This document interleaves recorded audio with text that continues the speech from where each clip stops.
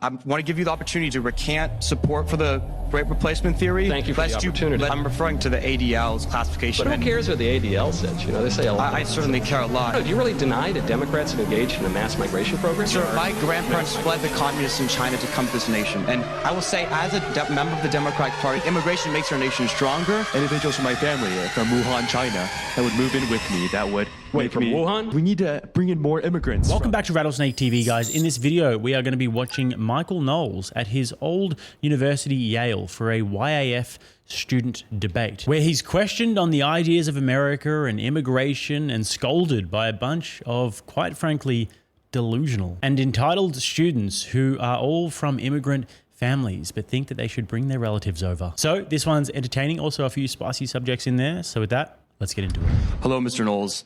I saw a video where you seem to endorse the Great Replacement Theory. And what is the theory, if you don't mind my asking? I need to know what I'm endorsing.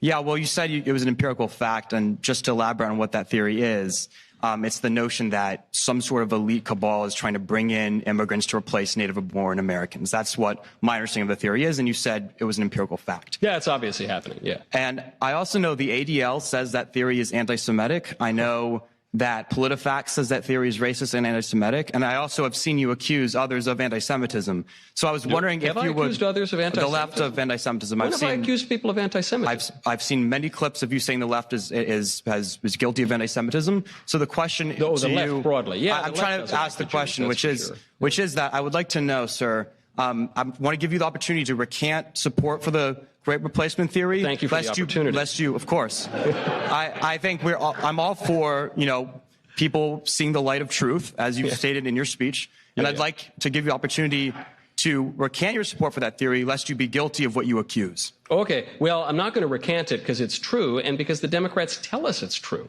There was a major political science paper that came out in the mid-2000s which recognized that there was a coalition of the ascendant, as they called it, of different groups that have come in largely through immigration that will displace the traditional American stock. And that this was a good thing because they tend to trend Democrat. You can see this in poll after poll. Ronald Reagan famously said that Hispanics are conservative, they just don't know it yet. I hope that's true. I got a lot of good Hispanic friends. I love my Cuban cigars and Nicaraguan cigars for that matter too. But it hasn't been borne out in the polls. And actually, identity with the Democrats persists for 3 generations at least among new immigrant groups, which are largely from Latin America. So, if the immigrants were supporting conservative policies in a traditional conservative country, I would, of course, take the Joe Biden position, open up the door and roll out the red carpet. But that isn't what's happened. So the Democrats have pushed that because they think that they can get votes, and it has worked for them very well. They've noted this. The New York Times has run columns describing how they will replace us. You bring up anti-Semitism. I don't know where that comes from. I mean, the ADL I don't think Joe Biden's a Jew, is he? I don't even think he's a Catholic. The ADL, I'm referring to the ADL's classification. But who cares what the ADL says? They say a lot. I certainly care a lot, and also what concerns me as well. I saw in Charlottesville, horrible videos of the white nationalists there chanting, "They will not replace us." Direct allusion to the Great Replacement Theory that you are continuing. Yeah, okay, well, I guess, repeat. I don't know. I'm not saying it's the Jews or anything like that. I think that when the Democrats tell us that's what they're doing from the White House and on the pages of the New York Times and in very popular political science academic work, I tend to believe them. I think the phenomenon that you're seeing right here in this exchange is that what Michael Anton refers to as the celebration parallax, which is that if I were a Democrat and I got up here and I said, all of these crusty old Republican men, these men, especially the white men, these terrible people, they're about to lose their political power because of the mass migration, because they're all dying off. Oprah has used that phrase, by the way. Major Democrats have used this phrase. They're just going to have to die off. Then there would be raucous applause among liberals at Yale. But if I come up here and I say the exact same thing, I read verbatim from the New York Times or from political science journals or from Democrat politicians, I would be accused of bigotry or whatever, because I'm saying the same thing, but I'm not celebrating it. And so I think that's what's going on. But I don't know, do you really deny that Democrats have engaged in a mass migration program? I think you're entitled to an opinion, but not your own facts. I'm just asking you a simple question. What I've seen, I think Democrats support helping innocent people who are fleeing persecution. Okay, guys, so I'm going to dive into the Great Replacement and why this student is just completely wrong about this. But before we get there, I need to tell you about the sponsor of today's video, Black Forest Supplements. I want to share with you this cool product of theirs, which is a high flavanol cocoa powder. What on earth is a high flavanol cocoa powder, you might be wondering? Before you roll your eyes at me and say, Jake, this is just another woo-woo white girl product, check out what Harvard scientist Dr. William Lee had to say about this. So, studies have been done to show that the flavanols in cocoa stimulate stem cells to come out of your bone marrow like bees in a beehive in your bloodstream, and they go out and they find wherever it needs to be repaired. If it's in your heart, they'll fix it. If it's in your liver, they'll fix it. If it's in your skin, they'll fix it. And so we can eat foods like high flavanol cocoa in order to be able to actually get the stem cells to work a little bit better. Now, how do we know this actually functions, it works in people? Well, clinical studies have been done with high flavanol cocoa to show that in like men who are in their 60s with heart disease, they could actually just have 2 cups of dark chocolate hot cocoa a day for a month. Yeah. And they doubled the amount of stem cells in their bloodstream, and their circulation improved measurably. And then what's even more important and impressive is that there was a study called the Cosmos study that was completed recently that showed that eating high flavanol cocoa decreases the risk of cardiovascular death. That's right. It's dark chocolate. But here's the thing. Flavanols are the good stuff found in cocoa, but during the chocolate making process, these properties are often destroyed. And that's where Black Forest comes in. They've created the first ever high flavanol cocoa powder packed with everything your body actually needs. And it's only 20 calories. I mix it with my coffee or my protein shake and it tastes amazing. This stuff can boost your body's natural stem cell productions without spending $50K on placenta stem cell injections like the Holly weirdos. And what's more is that I've worked out a deal with Black Forest Supplements where Rattlesnake TV listeners will get 40% off for the next 48 hours. But this stuff always sells out quick, so don't wait. Hit the link in the description or in the comment pinned below and stock up before it's gone. So this guy is actually wrong about the Great Replacement and its intellectual origins and what it actually means. And instead of doing his own research into it, he's basically just echoing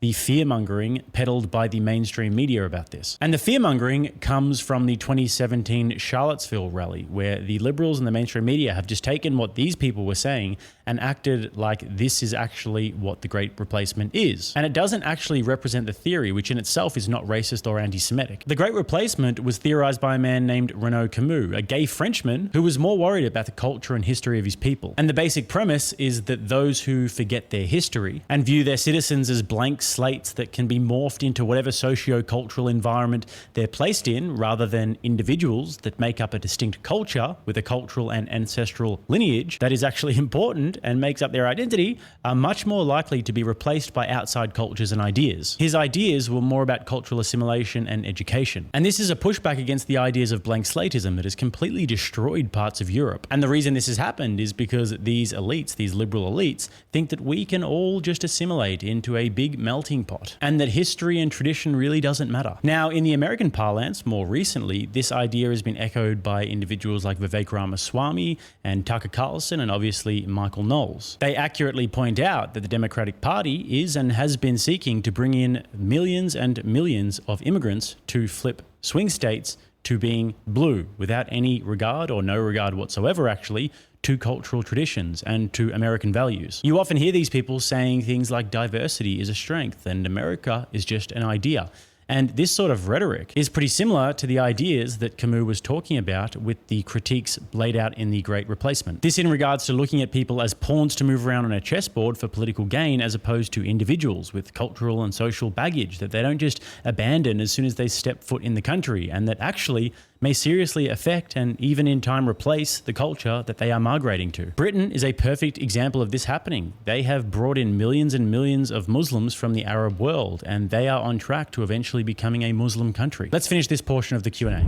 Who are what a better life. My grandparents, which is the majority. Sir, my grandparents fled the communists in China to come to this nation. And I will say, as a member of the Democratic Party, the reason why I support immigration is not for some conspiracy theory to replace people, but because I think immigration makes our nation stronger. And I think when you look at the Statue of Liberty and you see the poem there, give me your tired, your poor, your huddled masses, I think that it is the American thing to do to extend a helping hand to these innocent people. And I will also add that undocumented immigrants, for instance, contribute $100 billion in taxes to the U.S. economy. Immigrants are a net drag because of welfare programs and also because of crime. But I'm glad that you like that ridiculous... Are you saying... Hold on one second. Guys, just a quick reminder when we're swimming against the tide of the YouTube algorithms, if you don't mind smashing that like button for me, that would be appreciated. And also, if you would like to subscribe to the channel, if you enjoy this content, then you are so welcome to do so. Let's get back. I'm glad you like that silly poem on the Statue of Liberty, written by a socialist on a statue given to us by the post-revolutionary French. That's all well and good. I'm a New Yorker. I like the statue well enough.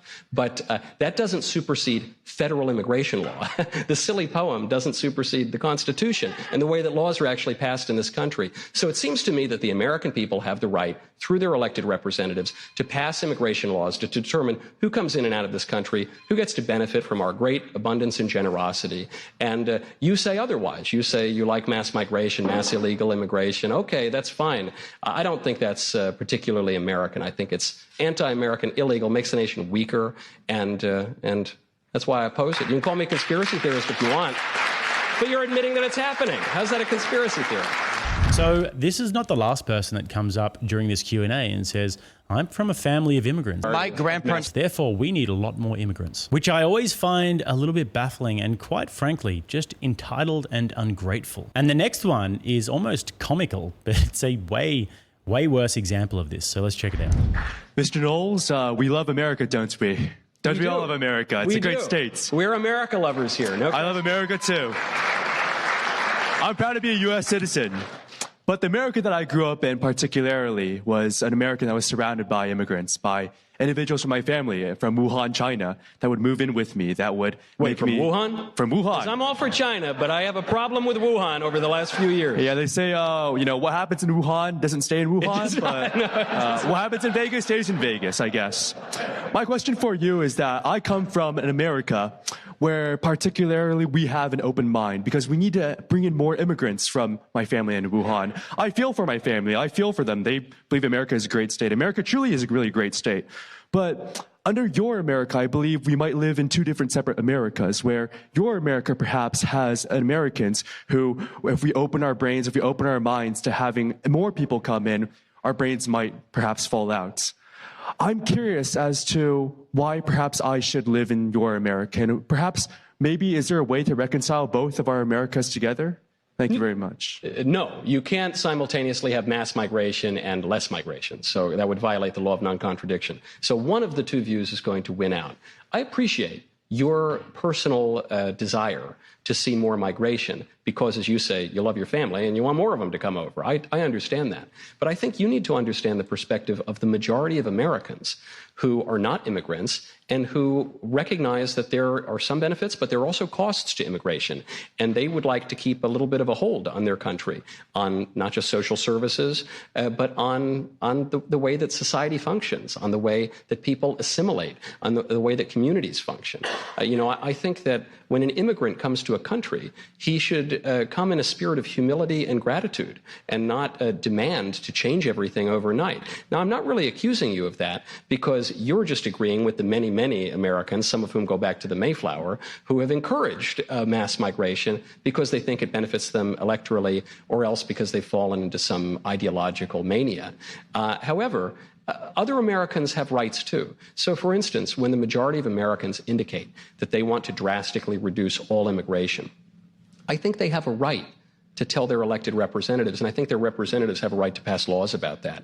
And I don't think the desires of a recent immigrant override that, because countries are made up of people, and people acquire habits and customs over many generations. And these can't always be articulated rationally, and they can't be learned overnight. And so we've been very, very generous about immigration. We let in way more people than any other country ever in the history of the world by a lot. But it would be suicidal to open our country so much that we can no longer even govern ourselves, that we would lose the very essence of our regime. And that's what's happened. And so I sympathize with your desire to give even more goodies to your friends and your relatives. But if it were me and I were a recent immigrant, I would say, thank you, love this country, and I'm going to live according to the laws of that country, and I'm going to respect the wishes of the people who make up the country. So initially here, I thought that this had to be a troll. My man came up sounding like a college student, 20 years old, going on 60. We love America, don't we? Don't we all love America? And if this actually was a troll, I will admit that this would be kind of a funny gimmick. Because then he goes on to say, in my America, despite the fact that his whole entire family is Chinese, that he clearly has some loyalty to China himself, he says, in my America, we should have more immigrants and we should have more people from Wuhan, China. I mean, if there's any place where you could pretty safely just say, no, actually just not there, it's Wuhan, China. Plus, China is one of, if not America's foremost geopolitical rival, and they have been known to send spies to America. There's been many, many cases of this. Sometimes we talk about Fang Fang, who was sleeping with Eric Swalwell for intelligence. This actually does happen, so I don't see any justification or any good argument as to why America has to let in people from a country that is its geopolitical rival. But what's most important here, and yes, they're not very good drivers,